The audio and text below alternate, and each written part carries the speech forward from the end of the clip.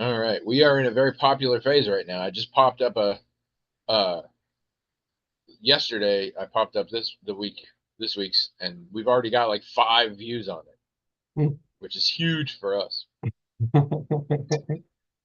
Um, What are yeah, they thank you, thinking? Kim. So last night I watched a terrible movie. I'm not even going to talk about it. It's real bad. But the point is, it was on Tubi, Okay. and so last night I realized I can't watch any free with ads streaming services for, I'm gonna guess, the next 6 weeks. Cause Because of election ads. yeah, Yep. and they're this is I see. I want your take on that. Well, it's really funny to me because they're so like they clearly are very cheap or whatever. So there'll be a break that's like 7 ads, and 6 of them are the exact same ad. Mhm, mhm. Um, I actually had one ad that cracked me up because like within the same ad break, I'll see an ad for a candidate and then an ad for their opponent in the same break, which is fun. Sure. But there was one ad that was obtuse enough that the first half of it I thought was for one candidate, and then the second half it turned out it was for their opponent because they're all promising the same things. They get more Right. specific in what they hate about the other one, Yeah. but the stuff that they're gonna fix Mhm. is the same. Same, yeah. We're gonna fix the economy. We're gonna do bipartisan stuff, which I love that because I'm like, none of you are ever doing that. We're gonna fix illegal immigration. We're gonna help the police. We have varying views on the police, but we're gonna help them regardless. And what's another? I mean, in general, keep us safe. I think we're going to fix the economy. I forget how. I forget what's wrong with the economy other than groceries are expensive. Um, and I don't remember. I mean, it's just whatever other party is their fault. Here is my question for you, because here's the thing about the political ads. I find them dumb, and I don't mean conceptually. Conceptually, I hate political ads, Yeah. but I do understand them, Yeah. the concept. Mhm. But I find them, all the ones I've seen in specific, really stupid. And I'm like, including the ones that are for candidates I support. And I'm like, I don't understand how any undecided voter would be at all swayed by these ads. But I also know, first of all, political ads have been around forever. It's definitely a science at this point. They know what the fuck they're doing. It makes a difference. Mhm. And often there's strong correlation between the candidate that spent the most money on ads, especially attack ads, and the one who wins. So, in a strict sense of what these are designed to do and their effectiveness, they are not done. But what this means to me is the average voter, or at least the average undecided voter, is dumb then because these ads work on them. Is that, or is it like subliminal where like we're like, this is dumb, but like repetition, and it just sort of gets stuck in there, and for lack of any other, maybe that's sort of what it is it's like they have no, if you're an undecided voter it means you aren't a party loyalist, hopefully, or I mean, I guess there are some cases, but then it gets weird. um so if you are an undecided voter, does that just mean you don't actually have a metric by which you decide? So just for lack of anything else, you just sort of remember what ads you saw? Like, why do these work? I don't, why do these terrible, stupid ads from everybody work? Why are they effective? Well, to my knowledge, they don't obviously work on everybody. So they're designed to work on very specific people who they think will be motivated to vote and to be motivated to vote because of certain things. So one of the things they're trying to do is motivate people who already agree with them, especially if they're saying things like, oh, it's the end of democracy if this person wins, right? So they are Oh, trying to motivate so it's that. not the undecided voter necessarily, it's the decided non-voter and inspiring them to go vote. That's a big part of it, yeah. That makes sense. That But makes sense. but also for the undecided ones, I mean, if they can scare them right into voting, because the psychological thing at work here, as far as I understand it, is it's kind of like one of the reasons yard signs work so well is because there are a good number of people who feel a civic duty to go vote, but it doesn't extend into actually researching the issues or drawing their own opinions, right? So they Yeah. go, and here they are, and they're thinking, gosh, who should I vote for? And, oh, I recognize that name. I have lots of signs have that name on it. That person must have a lot of support. They must be good. I'm going to pick them, right?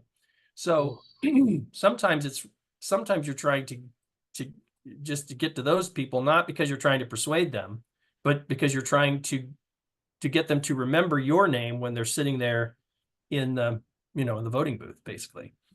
But of course, there are a lot of independent voters who they're independent for a reason. They just can't support one candidate or the other because they don't feel like they represent their interests. They do research. They are actually very smart people.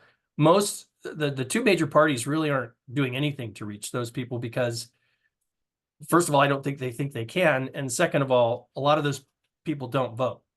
So all they really care about are the ones that are going to get off the couch. And there's really only a few kinds of people like that. The people who already agree with them, who they want to make sure are scared enough that they go and vote against the bad guys.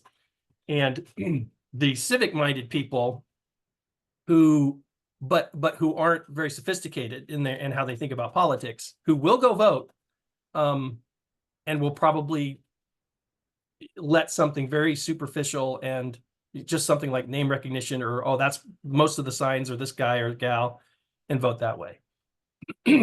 Or they'll vote because they'll vote a single party. I mean, to me it's kind of surprising how many people will just vote a straight ticket because that's what they've always done. That's what their parents did. I mean, they don't really think about it either. So I believe I voted a straight ticket once or twice because I went through the ballot and looked and realized I was going to vote all for the same party. yeah, And make it was like, easy. this will be fun. I'll just do it. Nice. Or maybe I just did it in 2016 because I was scared. I can't remember. I was thinking about this recently because, I mean, I guess spoilers. I believe I am going to vote for Kamala Harris. But, and this, I don't necessarily express this often enough. I don't like the Democratic Party. And I only like it in comparison to most other parties. The problem, I'm very much embracing my ability to vote a third party. The problem is most of the third parties, in my opinion, don't so much have political platforms as a plank they stand on. Like too many of them are we're the party that believes in X. Like the Green Party is a great example for that. The Libertarians aren't, but the Libertarians are a completely different party from year to year. It's just really hard to figure that one out, honestly. Yep, it is. And so and in general, I try my darndest not to vote single issue because I believe our society is not balanced on a single issue. And if you get one thing real right, even if I think it's a real important thing and you fuck up everything else, not gonna be a good time. And so even if I'm not voting in fear, far too often the Democratic Party or the Democratic candidate in whatever election it is, not necessarily even just the president, is still the best one I can find. Okay. And that sucks. I don't like that. Well, I don't, because I'm very pleased that I've sort of hit a point where I'm going to vote for someone and I'm not going to vote against someone. But I don't like when I look at all the people and I'm like, yep, this is the best one of all the people. I don't love them, but Yeah. literally it's that or write-in. Yeah. And I don't know who the fuck I would write in, because honestly, I don't like people, so that doesn't matter. But yeah, it just weirds me out. I think I talked about this before. So there's a video game, I haven't played it, called Helldivers 2 that is out, and it's kind of popular. It's an online multiplayer thing, which is part of why I don't play it. And it's basically Starship Troopers as a video game. It's this very strong militaristic jingoist future Earth society, and in fact, I believe the home planet is called Super Earth, and it's all very tongue in cheek. And you're going and you're fighting robots and bugs, and you're going out there for democracy, and you get like clones, so you're just dying all the time, and then they just slip another one into a tube and send them down, and it's very satirical and just hyper military, hyper nationalistic, and intended to be funny. But one of the really interesting things within the lore, they have, I think it's called managed democracy, is the political system. And apparently what it is it's not like Starship Troopers where you only get citizenship if you're in the military. Everybody's a citizen. But the way voting works is you take like a BuzzFeed style quiz when you reach voting age, and then AIs determine based on that who you would want to vote for, and they vote. And like, reality feels way closer to that. Not just in, I think our system is getting closer to that, but I think our society is getting to a point where that's what people want. Yeah. Yeah. And I got to admit, there is a little part of my brain that was like, oh, that'd be nice. That'd be real simple.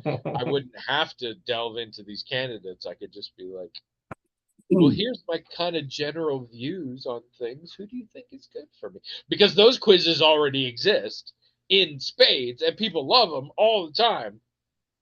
They just haven't made the step where they're casting your vote for you. That's the only bit we're missing. Sure. And as long as it's not casting your vote for you, maybe it would be a good thing, right? The problem is AI is not real in a true sense of intelligence. So it's all still on a certain level. And don't get me wrong, modern AI engines, is that the term we use? I don't know. Models, maybe are very, very elaborate, but at its heart, it's still has algorithms to start, and like somebody had to seed it to create it, and I know that it expands on its own, but it is based off of, you started from some point, and so bias is there and corruption is there, and that's assuming there isn't straight up corruption where you're like, I actually did, and that's the thing. It's like, if you look at the dumbed down version, which is literal BuzzFeed quizzes behind the scenes, there's just an algorithm. This equal this, and you could do it on paper if you were insane. And so I don't trust that system, because this is theoretically actual intelligence. Anything programmed at this point is not. Sure. And so, but I mean, if you had the right attitude about it and you understood, okay, I need to take whatever this thing's telling me with a grain of salt, which is what you do with everything else anyway. News. Yeah. These quizzes. When you say you in that sentence,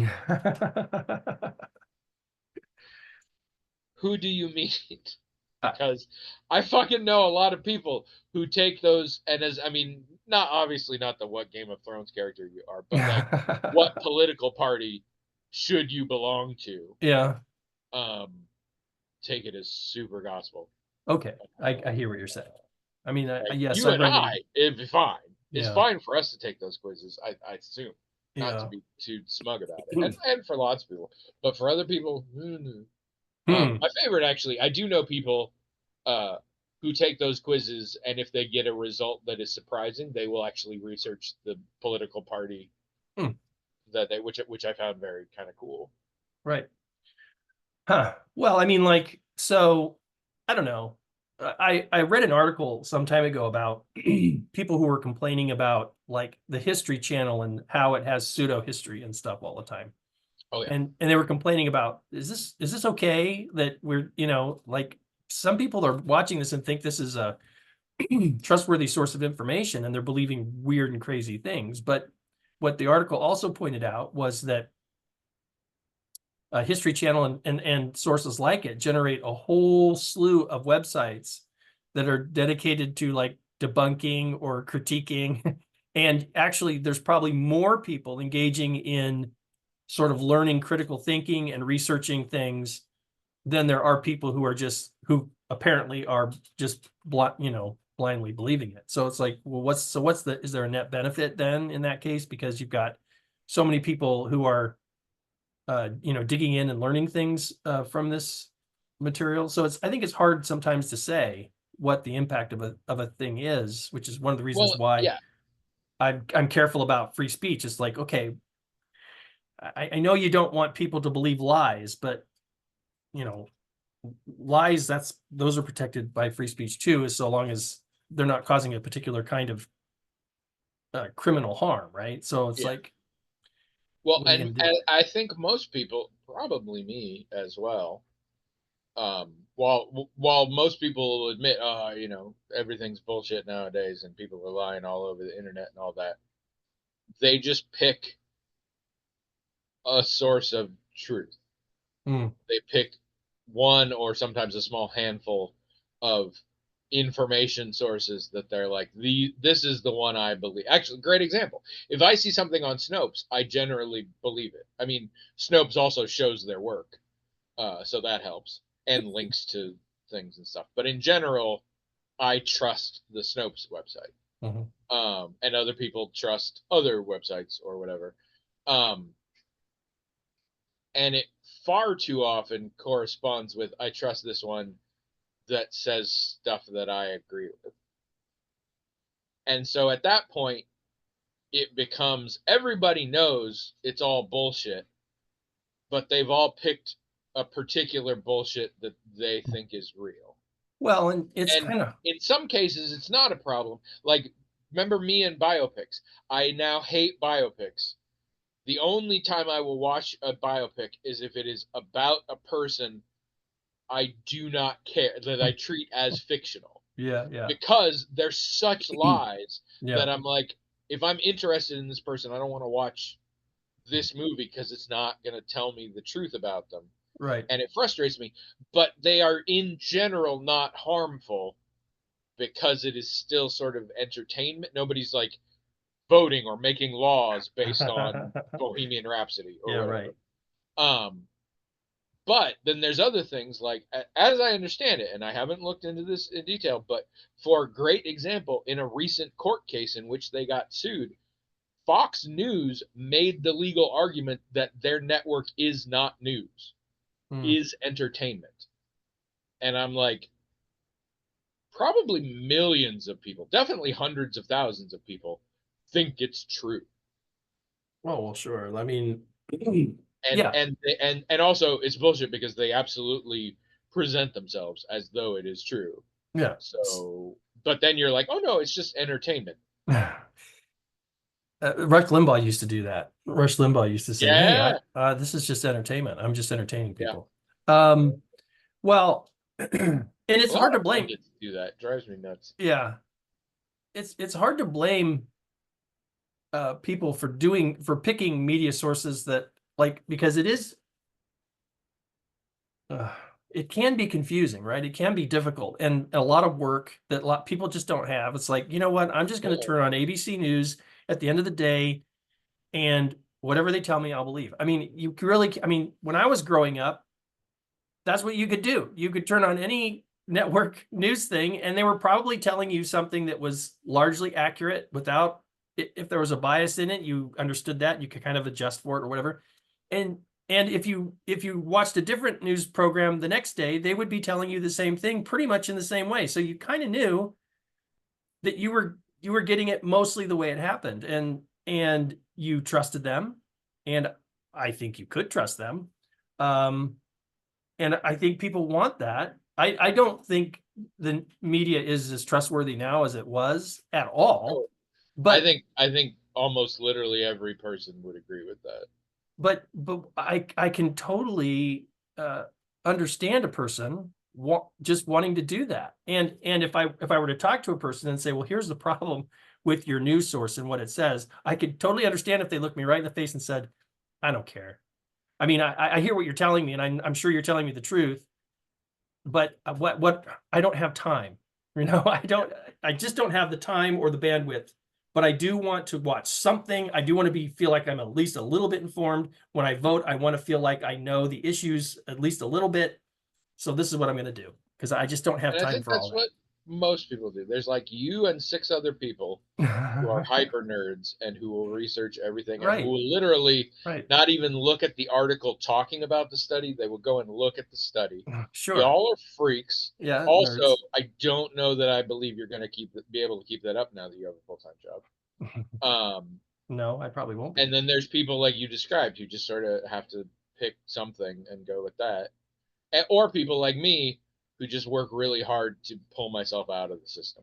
I just don't like I get just as much information as I can um, when I need to act. That is the important thing for me. Whenever I'm like, oh, can I trust this? Can I not trust this? I'm like, well, what are you doing with this information?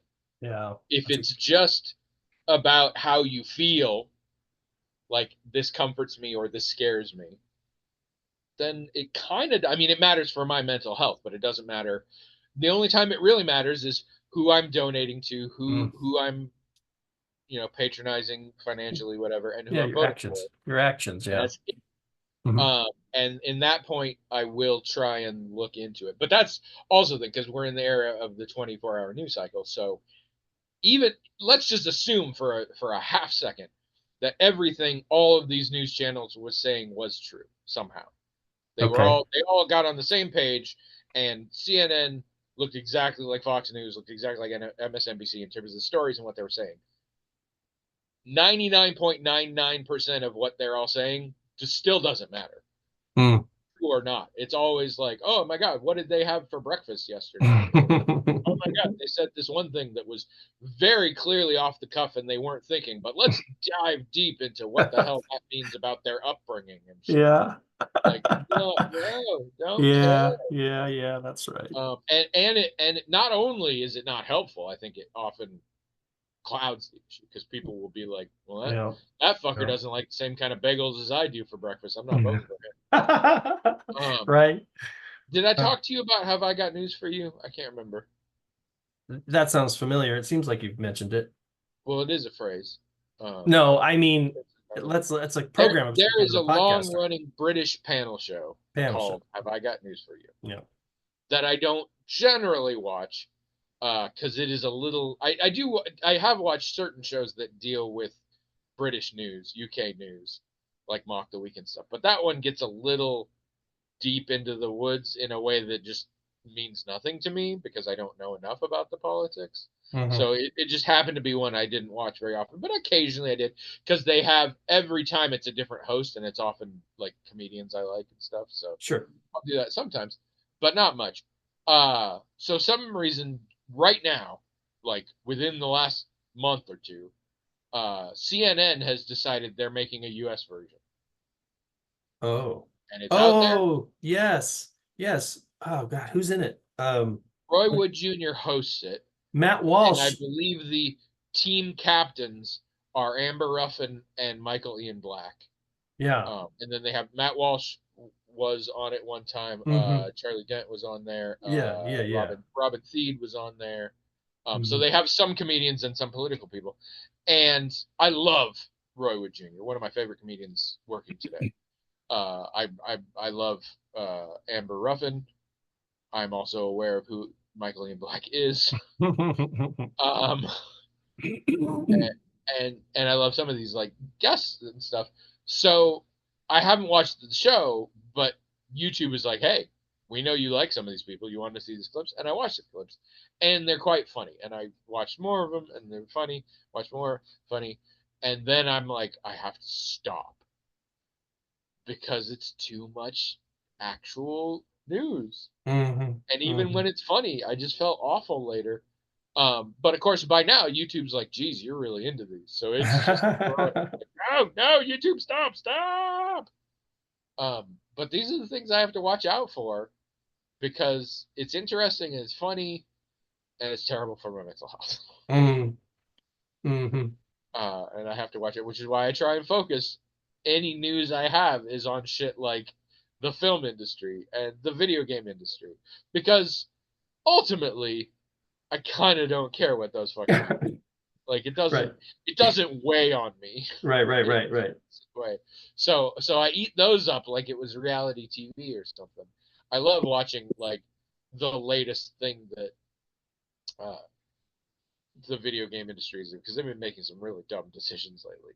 And it cracks me up, and everyone's like, "Oh my god, this is gonna destroy the medium." And I'm like, "Yeah, those dumbasses," but it doesn't phase me, so I'm fine. I wonder if the video game people are skittish because there was kind of a video game crash back in the 80s or something. Yes. Or 70s or 80s, something. 80s, yeah. But it was the opposite problem of what is happening now. Back then, it was we can do no wrong. Let's license everything, spend a week coding it, and just throw it out there. And then everybody was like, "Oh, these games are garbage. I'm not going to play anymore." Nowadays, they're like, "Okay, this is what makes the money. So we're going to spend 8 years and $100 million making this game that fits this trend."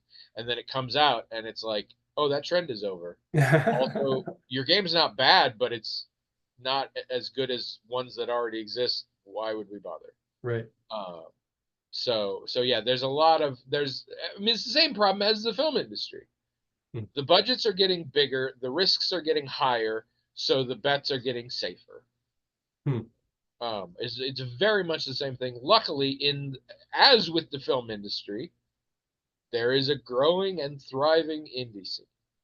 And more when it comes to movies and when it comes to video games. I play a lot more of those. Yeah. I play indie games or I play games that are years old that I already know if they're good or not. Right. Because as with movies, there's so many that no matter what the industry does, there's gonna be more good ones than you can consume in your lifetime. And so I'm fine. So I can wait. Which is what I've been doing now. Oh, before I forget, hello everyone. Welcome to the Magical Talking Hat podcast, the only podcast in the world this is now a political podcast because we all are. That sentence didn't make sense, but there you go. I'm Tony. And I'm William, and this is episode 707.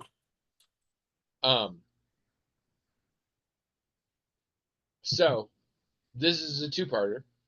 In that we're gonna record another one afterwards because it's gonna get there, but my brain cannot cope with this recording Friday, posting the following Thursday. Yeah, technically every episode is a week ahead. So exactly, I lose track. So I'm like, okay, so this episode goes out Thursday. I will not be in Oregon then. But we would record on the next Friday, and I will be flying out to Oregon on that day. Technically, I believe we could record before I leave the house, but I don't even want to fuck with that. And then that will be posted while I'm in Oregon. And then we're going to have to do one out there for the second week I'm out there. And maybe another one because I'll be out there when we would record for the following. I don't know. We're going to have to get into that later, but it's nuts. But for right now, we're doing two. just to successfully get me to Oregon, and then we'll worry about it after that. Yeah. If you're just joining us for the first time, we have a hat. It is magical, in that it has its own email address, themagicaltalkinghat@gmail.com. People write in to that email address, themagicaltalkinghat@gmail.com, with whatever the crap they want, really. And the hat magically forwards those to us all on its own, and it compels us to speak on them until we're bored, and that's what we do. Except we don't get a lot of emails these days, and we talk about a lot of other stuff. So we're just uh, white guys who can't keep their thoughts to themselves, as so many of them are out there. I went and saw my massage therapist and friend broke her wrist, Oh, and which is very bad for a lot of sure, reasons. sure. But one of the things is I had to go see a different massage therapist, which she has fun thing you don't know about massage therapists, the good ones at least, find another massage therapist and they practice on each other. Mm.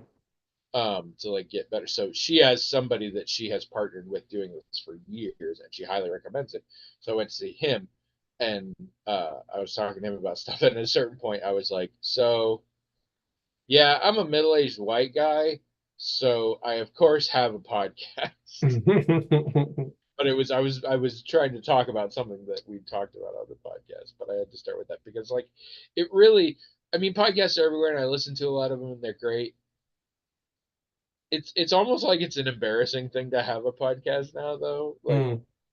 Or just that it's like it's the pumpkin spice latte of media. Like we're basic bitches now for just having, because of course we all do. Yeah. And I want to be like, we were doing it before everybody. We were doing it before it wasn't cool. But at the same time, like everybody does them, like including like celebrities and stuff. So I'm like, yeah, it's really dumb, but also none of us are stopping. Right.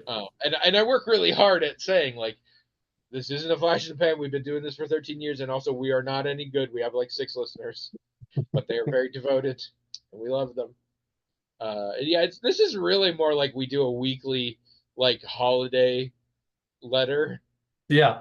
You know, like you said, that's all it is. Yeah. We have a small mailing list of friends and family, and just every week we just let you know what's going on.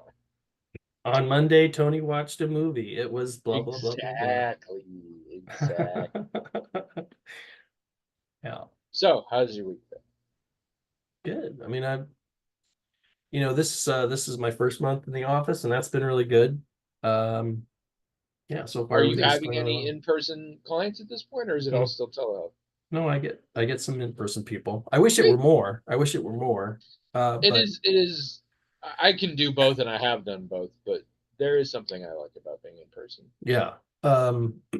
So yeah, I've had some people in person, and we'll probably have more. My caseload needs to get bigger. I have room in my schedule for more people, so hopefully that'll happen sooner than later. But I mean, it's all going really well, and I really enjoy it.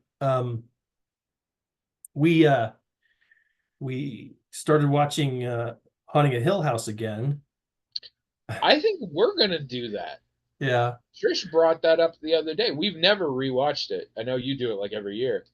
I think we're going to probably while we're in Oregon, because Trish just has that urge. Well, we don't ever really intend to, and there was one year where we didn't watch. I think the year after we didn't watch it. I think the next one was out. I think Bly Manor did turn around the very next year. Yeah, and we watched that, and we didn't watch the other one or something. I don't know how it went, but I mean, I think except for that first year, I think we do end up watching it, but we don't really plan it. It's just we're watching other things, and they're not as good, and we're like, should we try to watch this again? Are we really going to be able to watch this over and over and think it's great? And yes, it is great. I just can't believe how effective it is, watching it so many times, because a lot of things like this are compelling because they're surprising, or they're, I don't know. You don't know what's going to happen, right? It's like, obviously we know everything is going to happen, but it always seems like when you're watching it in subsequent times, you're more impressed with how they're setting the thing up, right? You'll notice more how they set it up. You're like, oh, that's so cool how they're, how they put this in here. Hill House has so many weird background shit. Yeah, and great callbacks, and you're like, oh yeah, that happens, like, you know what I mean? And so it's just, I don't know. I don't know if, one day we'll watch it and go, okay, we've seen this enough because it's not even interesting anymore. But like, we just enjoy watching it again. And it's still creepy. It's still like sleep with your light on creepy. I mean, I don't know how they do it, but I don't know. When Joyce brought this up, I said I am willing to rewatch any of the Flanagan Netflixes. Hmm. I think except Bly Manor. I just really bounced off of that hard. Yeah, it just didn't, something I wasn't think it quite was right about it. polarizing. There's some people who really loved it, Oh, really? Hmm. but I think so. Um, but a lot of people, even and it didn't age well for a lot of people. Like I know people who, as soon as it was done, they were like, "Oh, it was really good," and then I've talked to them in the years since, and they're like, eh. But I'm like Midnight Mass and Usher's still a little soon for me, but I will definitely be willing to rewatch that. I Oh, thought Ball yeah. was Yeah, amazing. maybe we'll watch that one again. I Um, mean, we watched Bly a second time, I remember thinking, well, maybe, maybe because sometimes when we watch, as you know, when we watch a thing a second time, it's better to us or whatever. And yeah, it wasn't better. It wasn't worse, but it was like, yeah, that's what I remember watching last time, and it didn't really, for whatever reason, didn't really do anything for me. But I think we've only watched The House of Usher once, so maybe we will try it again. And I mean, we liked it okay the well, first yeah, because time. it was just last year, I think. Yeah, yeah, yeah. Um, but I mean, yeah, I don't think we'll watch Blind Man or what's the Isn't other one with the he? I kids? mean, I know his Netflix thing is done, but I thought he had a deal with Amazon now. Shouldn't there be something coming out? I don't know. Spooky season? I don't know. I thought he had a new deal with them going. I don't know. We also like to watch American Horror Story stuff usually, but I mean, I think we're really behind because they, I mean, like when they have a season, if you're not subscribed to whatever it is, AMC or whatever it is, you got to wait a whole year before it's on Yeah. something that you can stream. And they're not every season is very good, but for us, it's fun just to watch and see what they're putting out there. And Yeah. usually I can go, okay, I've said this on the podcast before. Usually I can go, okay, I see what they were going for. It didn't work for me, but good for them. Um, so we usually like to watch it, but like we didn't see the one with Lady Gaga, the A very hotel? no, we saw that one. We didn't see That's Lady the Gaga. You mean Kim Kardashian Delicate, oh, which is one of the recent ones. Although they're splitting that one up. I think they did one season and they're going to do another part two season, I think, of it. oh. See, I don't That's a even fairly know. recent one. I don't Yeah. even know what's going on with those. Lady Gaga was the hotel one. Yeah, we did see that. I thought she was in another one though. She wasn't? Maybe I watched like 3 episodes of Murder House and never went back. So Oh, we kind of like Murder House. Maybe we'll just watch that one. um, Liked Cult too. Cult was pretty good, I thought. But it's now Ryan Murphy did something else recently that I think I saw. Now I don't even remember what it was, but I thought it was pretty good. But I don't I saw a remember now. trailer for some new thing he's got coming. I understand why people love Ryan Murphy's stuff. I think I am. I think I don't. Hmm. Um, but it's very much more the I haven't been interested in watching rather than I've watched it and decided I didn't like it for the Yeah. most part. I haven't watched a lot of his stuff, but I've seen it come out and been like, no, thank you. I mean, yeah, I don't like everything he does, but I have noticed that we like more stuff than we don't. So I don't know. I But don't it's know. very popular, and I kind of get it. It's just not for me. More and more, I'm very focused on what's my deal, what's not my deal, and I try Yeah. and sort of Well, stick with that. sure. I That am makes sense. trying to push my boundaries on the things that bother me. I am at the point now where I'm like, you know what? If you can hold your breath through one scene that is kind of shitty Mhm. for an otherwise amazing show, just fucking deal with it. Mm. more and more. And it depends on the level of shitty. Hmm. You're still not going to get me if you have a realistic rape scene, regardless of what the rest of the show is like. But more and more, I'm trying to be like, oh, I don't like this part, but let's maybe it'll just be for a little bit, and then it is, and then we go on, and it's fine. So I'm trying to do that, but in general, I'm also trying to focus more on like, I, what kind of thing am I into? Because there's plenty of whatever it is. I don't need to be spending time outside of that particularly. Yeah. Um, Also, TV is an inherently mindless thing for me, so I don't need to push myself out of my comfort zone to like I'm not learning. It's not edifying. Yeah. Right. Right. It's entertainment. And so Right. Right. What's been going on in your week? You got some movies and stuff we're to talk about? still mostly watching comedies. Oh, We have one episode left of the completely made up Adventures of Dick Turpin, which has been a real fun time. We really like that. It's good. okay. Cool. Um, I told you we bailed on Lady in the Lake, right? Yeah, I think you did tell me that. We did 2 episodes, and I'm just like, such a bummer.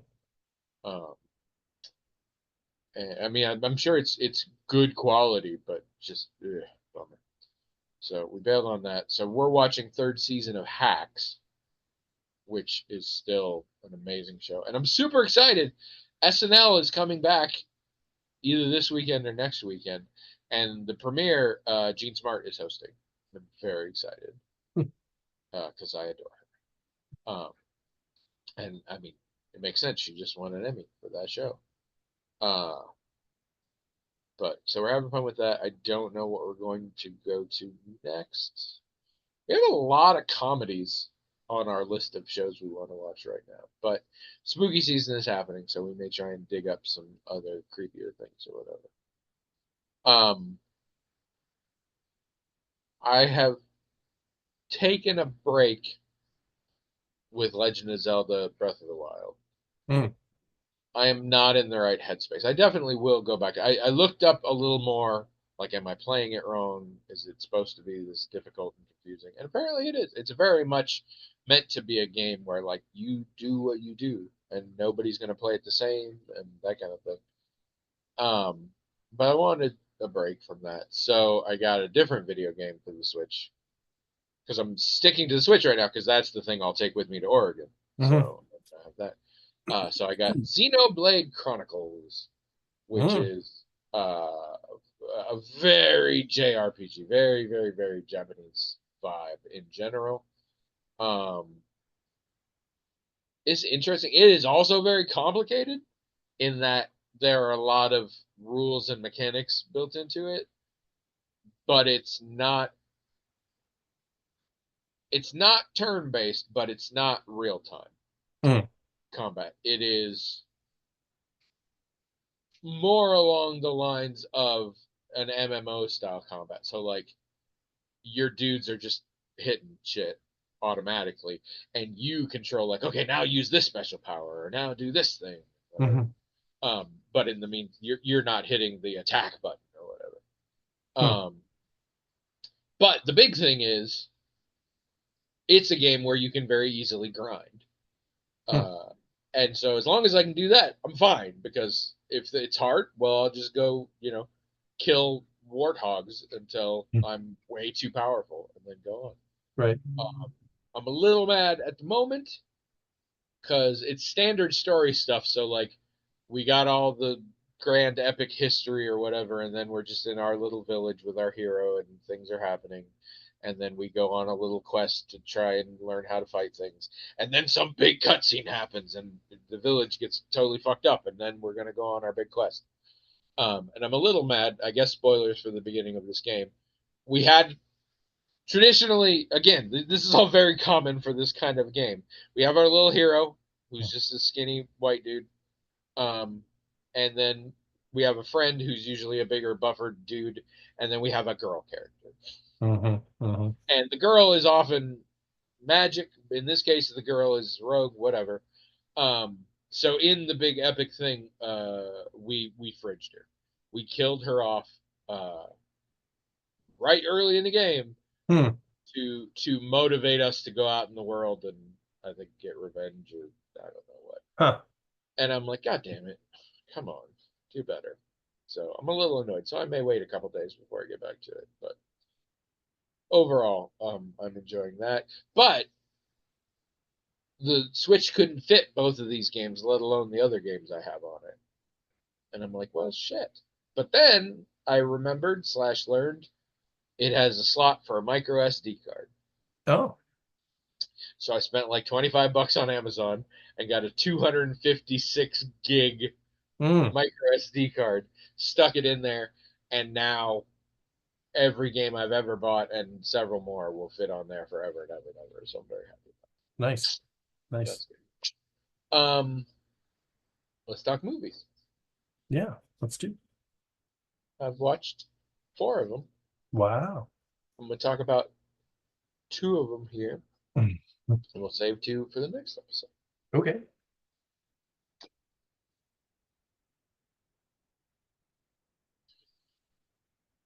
I think I'll just do them in order, because it's one I don't have a lot to say about, one I have a lot to say about, one I don't have a lot to say about, one I have a lot to say about. So we're fine. We watched Ricky Stenicki. I don't know what that is. It's a Prime Video film. It's an Amazon Red Notice to a degree, Oh. but comedy Red Notice, not action Red Notice. Okay. The premise is uh 3 young boys, one of whom grows up to be Zac Efron, uh, in their youth, invent a fake friend who they can blame all their shit on. Mm. His name is Ricky Stenicki due to comedic reasons. And so they carry this on into adulthood, where basically they have invented a real elaborate life for Ricky Stenicki, and they literally have a Bible where they have like all the things he's done or whatever. And he's had a hell of a life. And anytime they want to do something, go away on a trip or whatever, and don't want their significant others to know and don't want to get in trouble, they come up with a reason why Ricky needs them to go or whatever. Mm. Mm-hmm. So Ricky is a very big humanitarian. He works in a lot of impoverished nations and stuff. And so they'll do things where like they go with him to clean up for an oil spill or whatever. Except they didn't do that. They went to Vegas and whatever. So due to hijinks, they end up needing to present Ricky in person. Mm. And in a panicked move, they hire an X-rated comedic performer from Atlantic City to pretend to be him. Mm-hmm. And then it gets funny. Mm-hmm. This is the idea. The reason any of this matters is the gentleman that they hire for this is John Cena. And we love watching John Cena in comedies. Not that they have a lot of it, but like Vacation Friends, we watched the second Vacation Friends. Even back as far as Trainwreck or whatever, we enjoy it. Trish especially really likes him. So originally we are like, oh, this looks fun, but then we were like, I don't know. But then I saw a thing about it again that brought it up, and they said like this wouldn't be a good movie particularly, except John Cena is a fucking amazing comedic actor. And I'm like, you're right, he is. His delivery, his timing in comedic roles is impeccable. He can take very mediocre material and really make you enjoy it. And so we were like, yeah, let's check it out. Um, a full disclosure, it is possible. I mean, you're not a cop, right? You have to tell me if you're a cop, but it's possible we were high when we watched this. Such that actually it's possible Trish doesn't remember it real well. But I've actually offered to watch it again with her sober because it's way better than it has any right to be. It is a very broad, straight across the plate comedy, but it's not particularly erudite or niche. But it occasionally zags when you expect it to zig. The plot doesn't exactly always go the way you think it will. Um, and Cena's just really good. He just really knows how to do it. So it was, I mean, your life will be exactly the same if you watch it or don't. But if you're looking for just silly, shut off your brain comedy, it it's way better than it should be. Um, such that, like I said, I'm willing to watch it again sober, so that Trish can actually see it. Um, also, it has some bad guy. It has Chris Stefano, I think. He's a stand-up that I hate. But I don't hate his material. I hate his delivery, which means when you cast him to act in a role doing material somebody else wrote, I still hate him. So one of the three friends is him. One of the three friends, as I mentioned, is Zac Efron. His performance is harmless. It's not good, but you could have stuck any goddamn person in there and it would have been the same. There's nothing to it. Zac Efron, as opposed to a lot of these other ones, I don't think is a particularly good comedic actor. But he's not bad. He's just. And then the third guy that I don't know really well, but I really liked him. He was good. Those are the three friends. William H. Macy is in this as the boss of two of the three guys, and it's just a brilliant piece of casting. And I didn't know it at first because he's just the boss, and I'm like, oh, he just has to play the grumpy white guy for this scene or whatever. But no, he ends up having a much larger part, and it's elaborate. And I don't want to spoil things, but things involving William H. Macy it caused the end of the film during the credits to have a heavily edited and auto-tuned song that is made up of bits of his performance, of his character's performance within the film. And I went to Apple Tunes and downloaded it immediately. It's just, and don't get me wrong, the movie is quite vulgar. Full disclosure to everybody, the movie is very vulgar, which is why I say John Cena is an X-rated lounge performer. He doesn't like strip or anything, but he does parody songs about masturbating. And that's a plot point, and it's that kind of movie. It's a very vulgar film, but it's funny, and it's way funnier than it should be. Um, so if you're on the fence, check it out, or if you like to get high, do that and then watch it. So I laughed my ass off. But enough about that. That's the one I didn't want to talk a lot about. I want to talk about this one, and it's going to be difficult to talk about because this movie is when the movie ended. Trish said, "What did you think?" And I said, "I don't know. I genuinely don't know how I feel about this movie." Since then, I've decided I actually really like this movie. Okay. I've been very much looking forward to this movie, but I didn't really know much about it. We watched I Saw the TV Glow.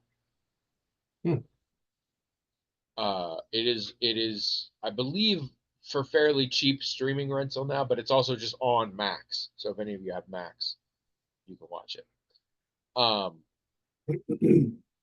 I don't know. I haven't looked into it since. I was very much under the impression that it was a horror film, and that's how it was classified. It's PG-13, but still, I don't think it's a horror film at all. Oh, It's kind of dark, kind of spooky. I would put it more in a sort of fantasy film. There's no particular gore or anything like that. There's not a lot. There's a lot of spooky. There's not a lot of scary. Um, And of course, part of the reason I was excited is the lead is Justice Smith. And as we all know, I am on this huge Justice Smith kick right now. And I love him and I want to see him do more stuff. And he did unbelievable in this, frankly, very challenging role, in my opinion. Hmm. Not least of which is he spends a lot of the movie pretending to be a high school student, and the dude is 30. And he kind of pulls it off. Um, this movie is so hard to explain.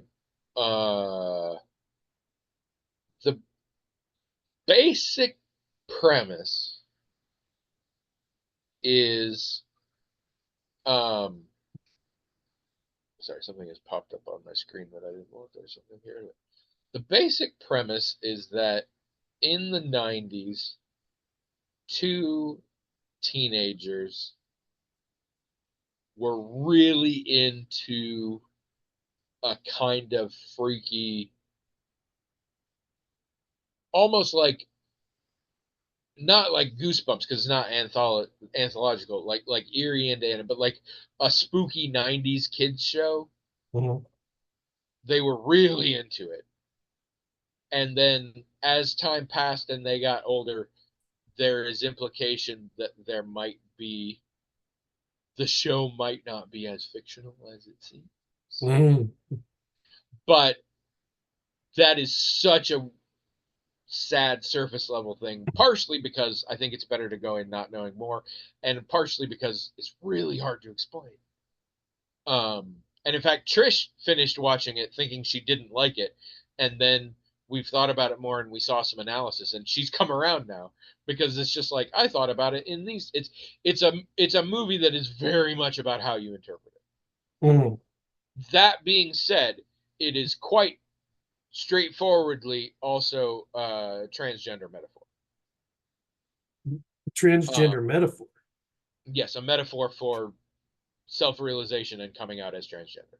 Oh. Um, or as I shouldn't say that, but again, trying to avoid too much spoilers, as a specific type of journey a transgender individual might go on. Oh, okay. And this is definitely true. It's very obvious now to me. And also, the writer and director is a trans woman who has spoken very openly about how that's what this is. Mm. Um, while I was watching it, I caught that as an aspect of the movie. I would not have told you that was the whole movie. Mm. But again, since seeing some analysis, I'm like, oh, I get it. But that was definitely part of it. I caught bits of that. And it's not explicit, but it's very there. Mm. Um, but it's also got a whole bunch of other levels. It has a lot to do with your view of the world as a teenager versus your view of the world as adult. It very heavily focuses on the concept of nostalgia Mm. and what that means, and like experiences we have when we're younger and how we change them in our head as we get older, and how that impacts our life, and what that means if we later have to face that and realize that it's not the way we remembered, and things like that, and Right. how people will cling to, say, a TV show and make it a huge part of like their personality for years to go Right. on. It is a very surreal movie. It is not particularly funny at all. It's not that kind of movie. Um, it's a hard movie. Like it's got a lot of sad in it. Mm. Um, which I was sort of not prepared for, but uh, incredible performances. I'm not familiar with the actor who played the other lead, but she was also amazing.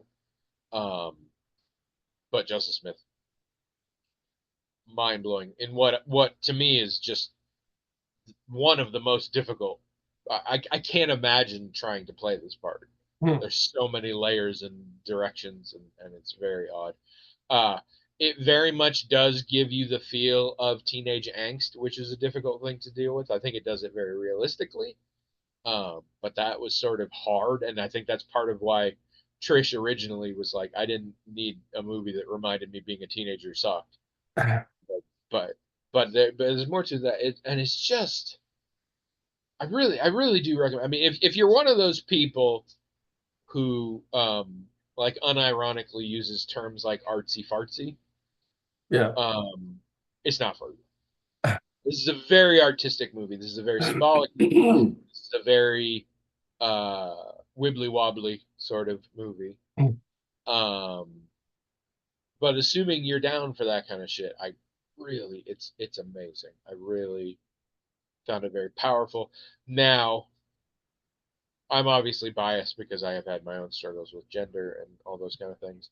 And also, I have a lot of trans people that have been in my life, and I have spoken to a lot of them about their journey. There's a lot of, um, if you are aware of sort of the vernacular within the trans community, there's a lot of stuff in this that is very much about the egg cracking, which I don't know is a concept yet. In the parlance of the trans community, an egg is basically a trans person who hasn't figured out for themselves that they are trans yet, because this is a very common experience amongst trans people. Is just one day they were like, oh shit, this is a thing, and it's often referred to as the egg cracking. um and it becomes a thing where open trans people will talk to somebody and be like, yeah, they're definitely an egg. They haven't figured it out yet, but they're definitely. And I relate to that to a degree. Again, I consider myself non-binary. I don't consider myself really trans in that sense. But I still had some of that experience because, again, I grew up thinking very straight cis guy, Mhm. and then things to the degree that doesn't even you don't even think about the idea that there could be anything else. Right. And then there's sort of that, oh, there could be other things. Oh, that resonates with me. Yeah. Huh. And that's that again, when people talk about the egg cracking. And there's a lot of that and versions of that. Because it's not just the trans is an element, but there's a queer element in general to it. Um, but it's just one that has stuck with me. Also has a pretty kicking soundtrack that is very deliberate. Like if you know some of these songs and what they're about, they're very on the nose for a lot of bits. But it's a very, I guess, sort of folk pop 90s soundtrack. And a lot of the songs are newer than that, but it's that sort of vibe. Um, I don't believe there was any Florence and the Machine in this, but there definitely could have been Florence and the Machine Yeah. in this. Yeah. Yeah. Um, yeah, and it really is something. It has that feel of, I'll bet her next film's gonna be even better. And it is a very clearly very personal film, but Mm. it's something else. It's not a film I have seen before, and that's a rare thing I can say. Um, and it's one of those also that is probably good for repeat viewing because it's one of those that like the scene is clearly like there's shit in the background that are Mm. referencing things Right. and stuff. And Yeah. that's Right. cool. Yeah.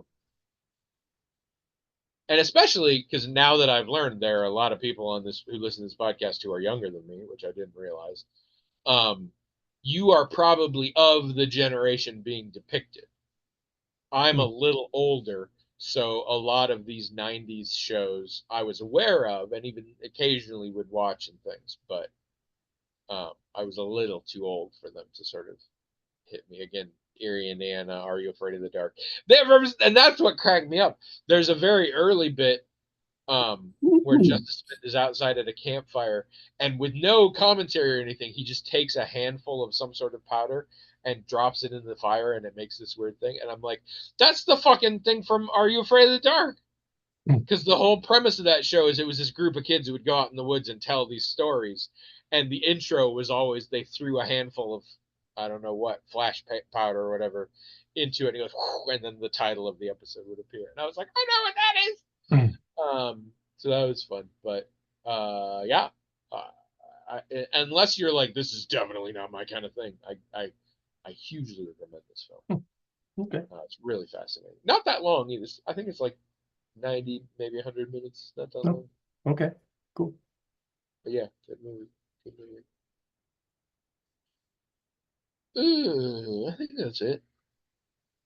I mean, we got to do another one of these. So, Yes, we do. um, you're not going to be able to help us for next week. Luckily, we have one email and we saved it for next week.